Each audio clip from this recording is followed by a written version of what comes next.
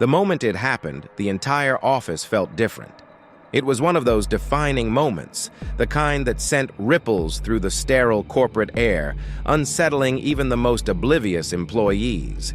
At Wexler & Company, a firm that prided itself on its exclusive culture, something was about to shift in a way no one saw coming.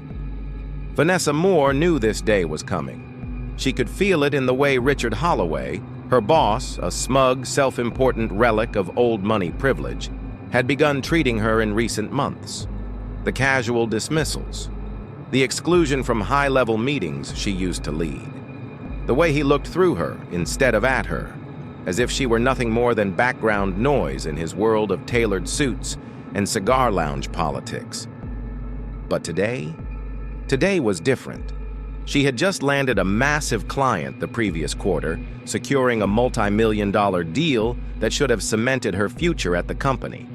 Instead, she found herself standing in Richard's office, his ice blue eyes gleaming with something close to amusement. "We're letting you go," he said, the words rolling off his tongue so effortlessly it was almost rehearsed. Vanessa's stomach clenched, but her face remained neutral. "Excuse me?" Richard sighed, as if he were speaking to a child struggling with basic comprehension. "We've decided to restructure. Your position is no longer necessary." There was no use pretending she didn't know what this was. Her white colleagues with worse performance records were still employed. New hires, less experienced, less capable but more in line with Wexler & Company's culture, had been brought in over the past few months. And now, conveniently, her role had been deemed unnecessary. Vanessa let the silence stretch between them, forcing Richard to fidget. He hated when people didn't just accept his words as gospel. "You mean," she said slowly, "you're firing me?" Richard feigned a wince. "Let's not be dramatic. Think of it as an unfortunate but necessary business decision." "Is that what we're calling discrimination these days?" His smirk faltered. "Vanessa," he said, leaning forward, voice dipping into condescension, "you're making this about something it's not. We just don't see a future for you here." That was it, the final blow. "We don't see a future for you here." It wasn't about performance. It wasn't about business needs. It was about her.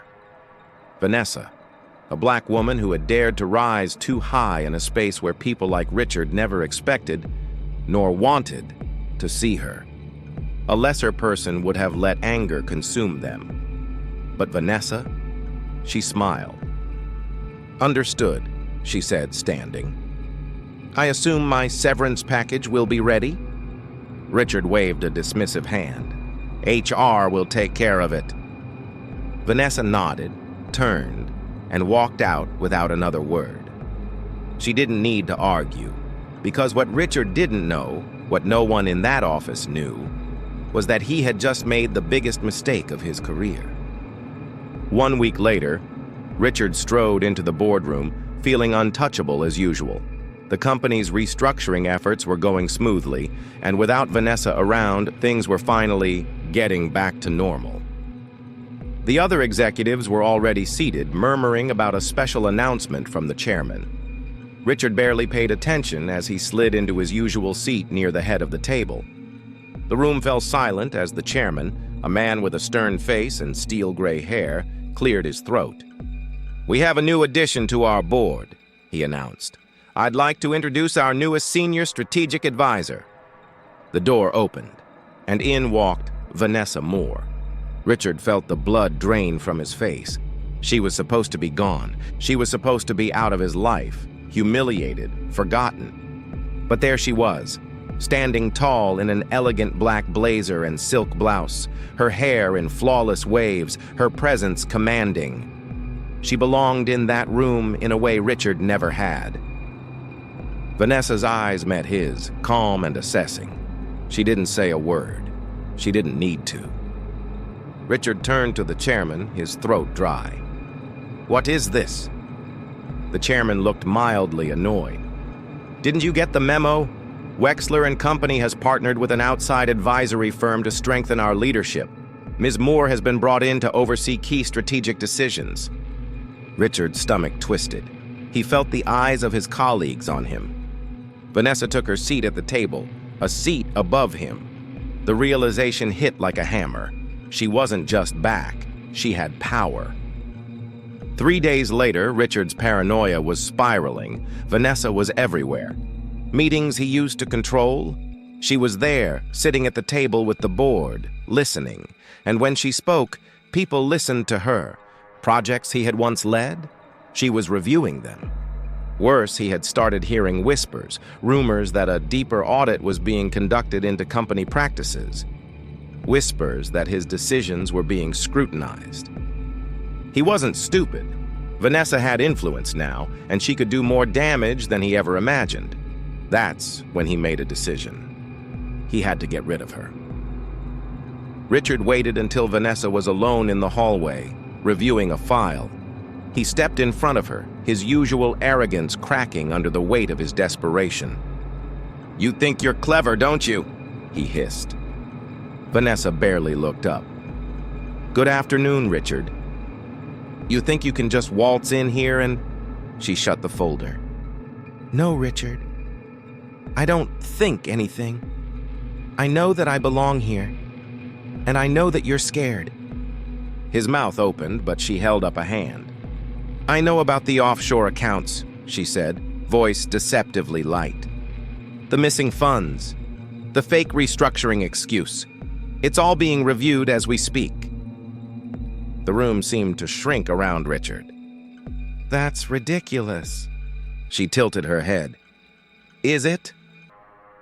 Richard's breath hitched. He knew what was hidden in those accounts. "Here's the thing," Vanessa said, stepping closer, her voice now just above a whisper. "You fired me because you thought you could erase me. But you didn't just fire an employee, Richard.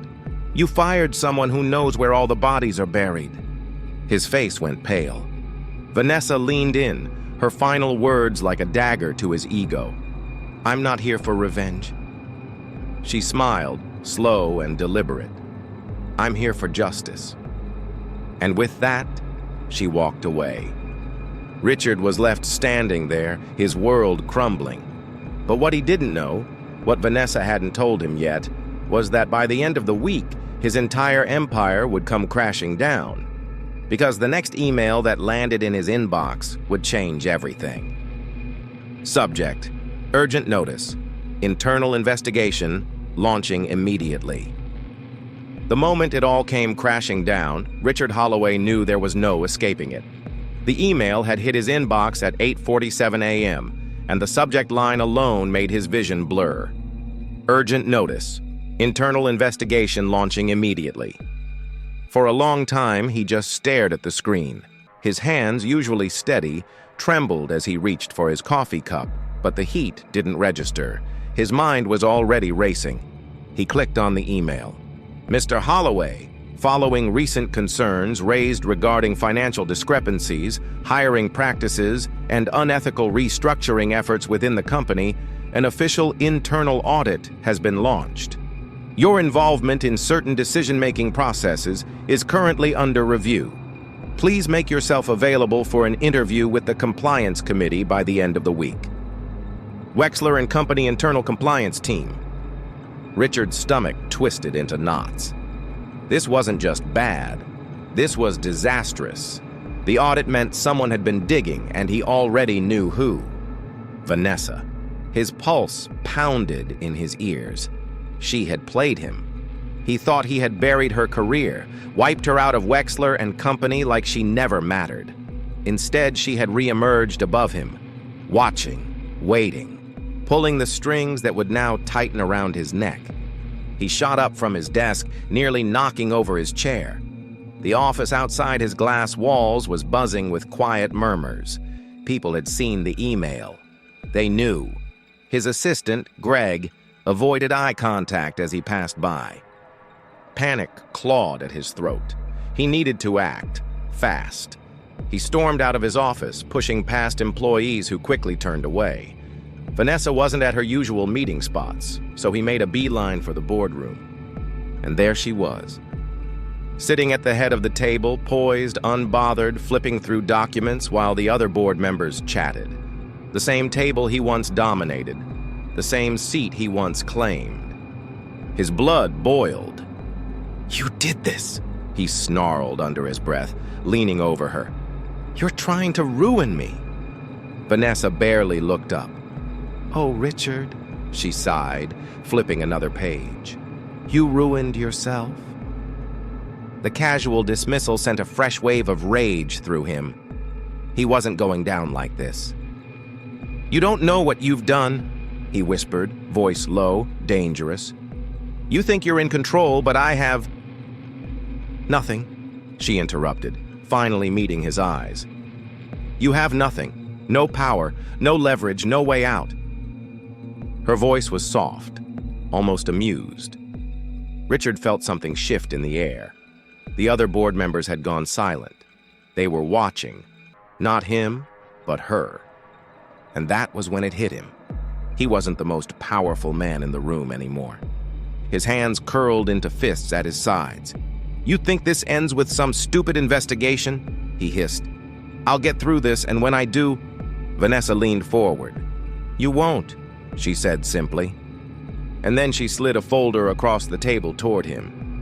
Richard's breath hitched as he hesitated, then snatched it up. He flipped it open, and his world collapsed. Bank records, offshore transfers, emails, paper trails, all his. He flipped page after page, his vision blurring.